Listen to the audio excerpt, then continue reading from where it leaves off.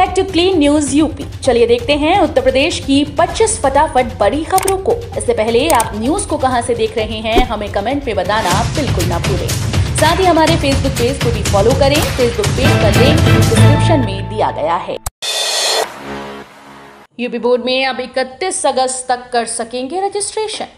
माध्यमिक शिक्षा परिषद ने विद्यार्थियों को बड़ी राहत दी। इसके तहत यूपी बोर्ड की कक्षा 9वीं 11वीं में पंजीकरण की तारीख बढ़ा दी गई। इतना ही नहीं, बोर्ड ने 10वीं और 12वीं में पंजीकरण कराने के लिए भी विद्यालयों को समय सीमा देते हुए तारीख बढ़ा दी। नए समय सीमा के तहत अब 31 अगस्त तक विद्यार्थियों का पंजीकरण किया जा सकेगा। अभी तक 9वीं और 11वीं और 10वीं व 12वीं में पंजीकरण की तारीख 16 अगस्त निर्धारित की गई थी, लेकिन अब रजिस्ट्रेशन की तिथि बढ़ने से विद्यार्थियों को पर्याप्त समय मिल गया है। गोरखपुर समेत यूपी के 14 शहरों की बदलेगी सूरत। गोरखपुर शहर का रूप बदलने की प्रक्रिया शुरू कर दी गई। गोरखपुर के विकास के लिए नगर विकास योजना तैयार की जा रही है। अगले महीने के अंत तक इसे शासन को भेज दिया जाएगा। 2050 तक की जरूरतों और बदलाव को ध्यान में रखकर कंसल्टेंसी फर्म द्वारा कार्य योजना तैयार की जा रही है। शहर के नए सिरे से विकास से लेकर यातायात, शिक्षा और स्वास्थ्य सेवा को बेहतर बनाने के लिए सुझाव इस कार्य योजना में शामिल किए जाएंगे। सिर्फ 20 माह में बन जाएगा ग्रीनफील्ड एक्सप्रेसवे। उत्तर प्रदेश में इंफ्रास्ट्रक्चर को मजबूत करने के लिए सड़कों और एक्सप्रेसवे का जाल बिछाया जा रहा है। इसी के तहत उत्तर प्रदेश के सीमावर्ती जिले गाजीपुर से बलिया तक ग्रीनफील्ड एक्सप्रेसवे की सौगात मिली। बलिया से लखनऊ, दिल्ली और बिहार तक कनेक्टिविटी मजबूत करने के लिए ग्रीनफील्ड एक्सप्रेसवे परियोजना में भारतीय राष्ट्रीय राजमार्ग प्राधिकरण ने ग्लोबल टेंडर किया है। इस एक्सप्रेसवे के जरिए यूपी के बिहार से कनेक्टिविटी और बेहतर होगी, साथ ही रोजगार के नए अवसर पैदा होंगे। सेना में महिला और पुरुष एनसीसी कैडेट्स की भर्ती होगी। इंडियन आर्मी ने शॉर्ट सर्विस कमीशन के जरिए विवाहित महिला और पुरुष अभ्यर्थियों से NCC special entry scheme 53 course के लिए आवेदन आमंत्रित किए हैं। सेना की इस भर्ती में किसी भी विषय में मान्यता प्राप्त विश्वविद्यालय से स्नातक पास अभ्यर्थी आवेदन कर सकते हैं। साथ ही जो अभ्यर्थी अपने स्नातक कोर्स के फाइनल सेमेस्टर या फाइनल ईयर में हैं, वो भी आवेदन कर सकते हैं। लेकिन ऐसे अभ्यर्थियों की स्नातक डिग्री अप्रैल 2023 तक पूरी हो जानी चाहिए। सम्मिलित तकनीकी सेवा प्रतियोगिता परीक्षा 2016 की संशोधित परीक्षा योजना जारी। उत्तर प्रदेश अधीनस्थ सेवा चयन आयोग लखनऊ ने सम्मिलित तकनीकी सेवा प्रतियोगिता परीक्षा 2016 के अभ्यर्थियों को परीक्षा पैटर्न को लेकर एक अहम नोटिस जारी किया। आयोग ने इस परीक्षा के लिए संशोधित परीक्षा योजना जारी की है। आयोग ने कहा है कि इस प्रतियोगिता परीक्षा के जरिए कुल 292 पदों पर योग्य अभ्यर्थियों का चयन किया जाना है। संशोधित परीक्षा योजना के अनुसार परीक्षा के कुल 4 भाग होंगे और प्रश्नों की कुल संख्या 100 होगी। हापुड़ में लोगों को मिलेगी करोड़ों की सौगात। मुख्यमंत्री योगी आदित्यनाथ अब आगामी 26 अगस्त को हापुड़ जिले में आएंगे। सुबह 11 बजे दस्तोई रोड पर जिला अस्पताल के निरीक्षण के बाद वो हजारों लोगों की जनसभा को संबोधित करेंगे। इसको लेकर पुलिस प्रशासन के अधिकारियों ने जनसभा स्थल पर डेरा डाल दिया। उधर भाजपाइयों ने भी स्थल का दौरा कर जनसभा को सफल बनाने की रणनीति बनाई। लखनऊ के नेशनल पीजी कॉलेज में 1 सितंबर से काउंसलिंग। नेशनल पीजी कॉलेज ने मंगलवार को स्नातक पाठ्यक्रमों में दाखिले के लिए काउंसलिंग शेड्यूल जारी कर दिया। काउंसलिंग 1 सितंबर से शुरू होकर 20 सितंबर तक चलेगी। इसकी शुरुआत बीए पाठ्यक्रम से होगी। कॉलेज प्रशासन जल्दी काउंसलिंग संबंधी निर्देश वेबसाइट पर जारी करेगा। अब रेलवे के टिकट और पूछताछ काउंटर पर भी प्राइवेट कर्मचारी। अब रेलवे में टिकट काउंटर, पूछताछ काउंटर, बुकिंग काउंटर आदि पर भी निजी कर्मचारी रखे जाएंगे। पूर्वोत्तर रेलवे में वाराणसी मंडल के 7 स्टेशन पर 17 स्टेशन टिकट बुकिंग एजेंट के लिए टेंडर जारी कर दिया गया।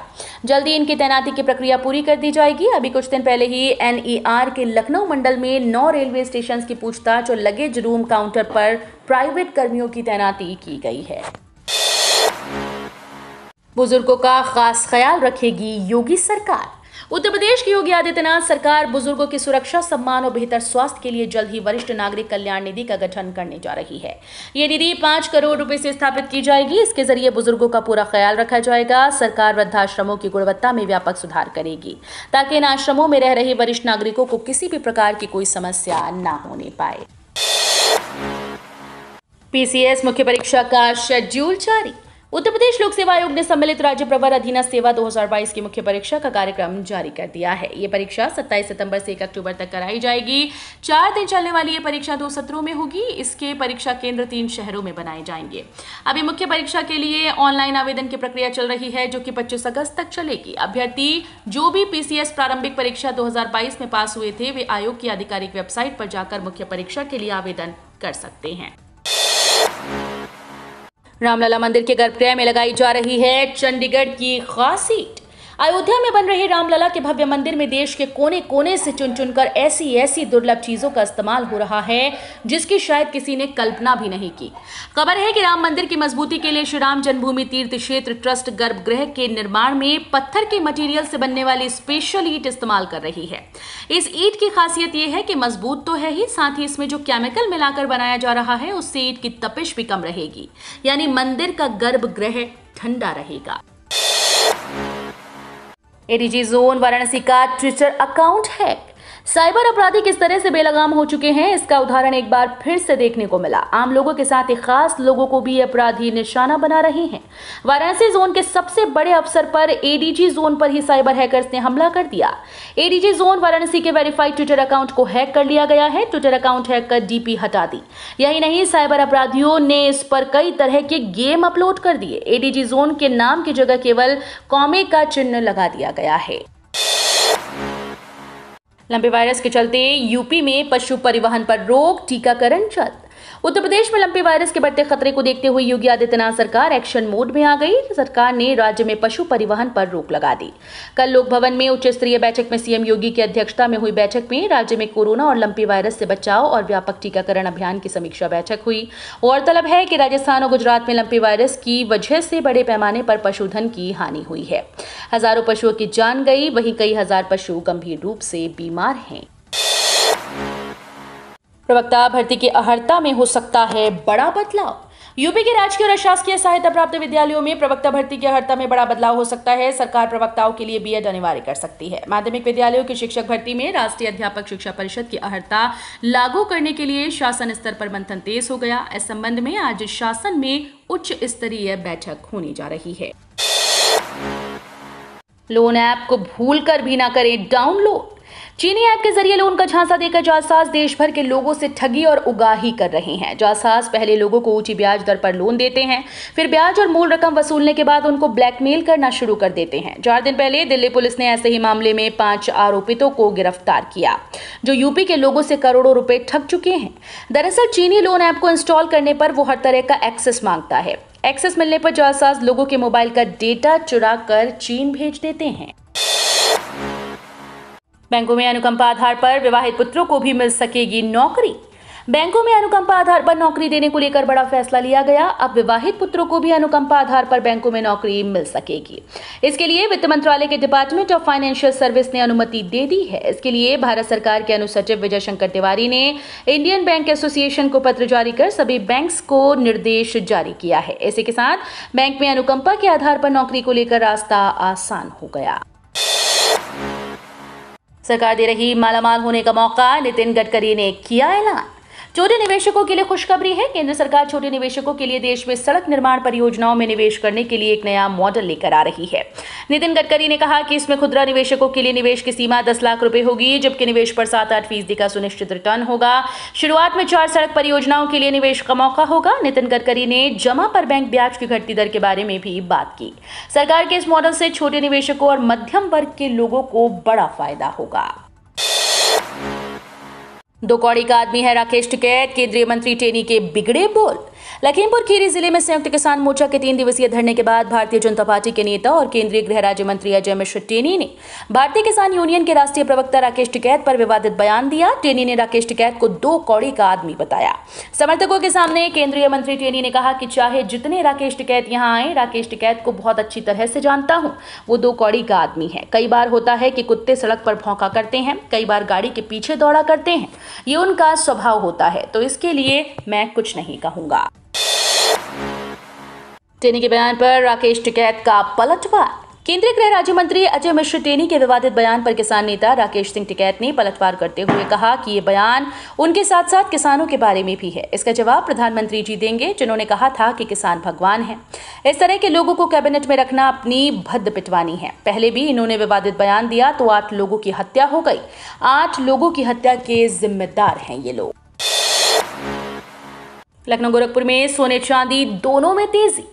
भारतीय सराफा बाजार ने कल सोना और चांदी के रेट्स जारी कर दिए। लखनऊ और गोरखपुर में सोने चांदी दोनों में तेजी देखी गई। आगरा में सोने की कीमतों में गिरावट हुई और चांदी स्थिर रही। बरेली में सोना चांदी दोनों के दाम स्थिर रहे। लखनऊ में कल सोना 52,800 प्रति 10 ग्राम और चांदी 59,700 रुपए प्रति किलो रही। वहीं गोरखपुर में सोना 53,000 प्रति 10 ग्राम और चांदी 57,000 प्रति किलो रही। नितिन गडकरी का ये सपना सच हुआ तो कार चलाना हो जाएगा सस्ता। रोड ट्रांसपोर्ट एवं हाईवे मिनिस्टर नितिन गडकरी को अलग अलग मिशन को पूरा करने में जुटे हुए हैं। इस लिस्ट में एक मिशन ग्रीन हाइड्रोजन का भी है। ऑप्शन फ्यूल पर जोर देने वाले गडकरी ने इंजीनियर्स और प्रोफेशनल्स के लिए हुई नेशनल कॉन्फ्रेंस में एक बार फिर इसका जिक्र किया। उन्होंने कहा कि उनका सपना भारत में कम से कम $1 प्रति किलोग्राम के हिसाब से ग्रीन हाइड्रोजन उपलब्ध कराना है। अगर ऐसा होता है तो कार को चलाना बहुत किफायती हो जाएगा। साथ ही पेट्रोल और डीजल की बढ़ती कीमतों से भी निजात मिलेगी। पाकिस्तान में ब्रह्मोस मिसाइल गिरने के मामले में वायुसेना के 3 अफसर बर्खास्त। 9 मार्च को भारत की एक ब्रह्मोस मिसाइल पाकिस्तान के मियां चन्नू शहर में गिरी। गलती से फायर हुई इस मिसाइल पर भारत ने अफसोस जाहिर करते हुए कहा कि जांच का भरोसा है। अब मामले में इंडियन एयरफोर्स के 3 ऑफिसर्स को बर्खास्त कर दिया गया। पाकिस्तान के तत्कालीन प्रधानमंत्री इमरान खान ने तब इस पर कहा था कि हम भारतीय मिसाइल के पाकिस्तान में गिरने के बाद जवाब दे सकते थे, लेकिन हमने संयम बरता। आधार बनवाने के लिए अब नहीं होना पड़ेगा परेशान। UIDAI ने देश के 53 बड़े शहरों में कुल 114 आधार सेवा केंद्र खोलने का प्लान तैयार कर लिया है। ये आधार सेवा केंद्र देश के सभी मेट्रो सिटीज, सभी राज्यों की राजधानी और केंद्र शासित प्रदेशों में खोले जाएंगे। फिलहाल देश में संचालित आधार सेवा केंद्रों की अगर बात करें तो इनकी कुल संख्या 88 है, जिन्हें बढ़ाने की तैयारी की गई है। आधार से जुड़े कामों के लिए हालांकि सेवा केंद्र के अलावा देश भर में 35,000 से ज्यादा आधार सेंटर चल रहे हैं, जिनका संचालन बैंक, पोस्ट ऑफिस और राज्य सरकारों के द्वारा किया जा रहा है। छात्र ने बनाई महाबल शाह पर बाइक एक बार में चलेगी 1080 kilometre. Delhi institute of engineering के बीटेक मैकेनिकल इंजीनियरिंग के छात्र रोहित शर्मा ने एक ऐसी बाइक बनाई जो पेट्रोल की बढ़ती कीमतों से लोगों को राहत दे सकती है। छात्र ने इसका नाम महाबल इलेक्ट्रिक चॉपर बाइक रखा है। छात्र का दावा है कि ये बाइक एक बार चार्ज होने पर 1080 किलोमीटर तक चल सकती है। यही नहीं, बाइक में इसके अलावा भी ढेर सारी खूबियां हैं। इस बाइक में रिवर्स गियर है, ये मात्र 2 घंटे में चार्ज हो जाती है। पिकअप 0 से 40 किलोमीटर प्रति घंटा पहुंचने में केवल 3 सेकंड का वक्त लगता है। लखनऊ समेत इन जिलों में 26 अगस्त तक बारिश के आसार कम। पिछले दिन लखनऊ सहित कई जिलों में हल्की बारिश से मौसम सुहाना रहा, लेकिन आगामी 26 अगस्त तक प्रदेश के ज्यादातर जिलों में बरसात की संभावना बहुत कम है। मौसम विभाग की अगर माने तो 26 अगस्त तक पूर्वी यूपी के कुछ जिलों में हल्की बारिश हो सकती है। इसके अलावा लखनऊ सहित करीब 45 जिलों में मौसम साफ रहेगा। हालांकि 27 अगस्त से मानसून फिर से रफ्तार पकड़ सकता है। तो ये थी आज की 25 फटाफट बड़ी खबरें। अगर आपको न्यूज पसंद आई हो तो वीडियो को लाइक और शेयर जरूर करें। धन्यवाद।